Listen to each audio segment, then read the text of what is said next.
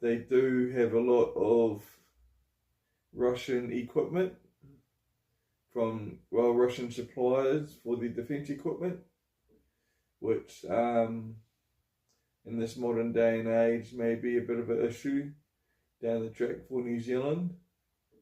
But at the moment it doesn't seem so.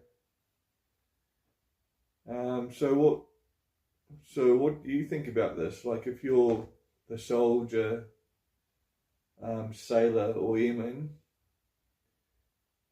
would you like to work with the Indian Defence Force? Would you like to fly over to India and train? Or how do you feel about the Indian Defence Force coming to New Zealand and training and teaching and interoperability exercises with them? Similar to what we already do with the Americans and the British with the Gurkhas recently. But how do you feel about it? Like, there's going to be maybe a language barrier possibly and cultural differences. But how do you feel? And also deploying with the Indian Defence Force. Obviously, India has always had an enemy of Pakistan, and there's contested areas there on the Pakistani border. And then also with the Indian war between India and China, there's the contested areas on the Indian-China border as well. How do you feel if you went on a deployment and all of a sudden you're on the borders of India patrolling and conducting operations, and would you be comfortable doing that? These are questions that need to be asked by the head of the Defence Force in New Zealand government in terms of working with India. You know, their borders, they've got conflict and have a history of conflict with the Pakistan and China.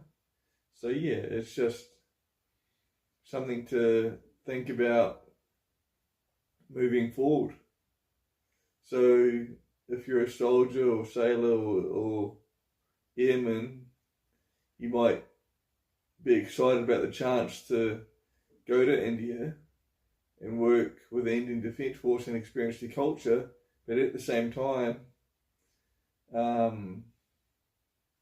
you might be asked or required to participate in their border operations with India.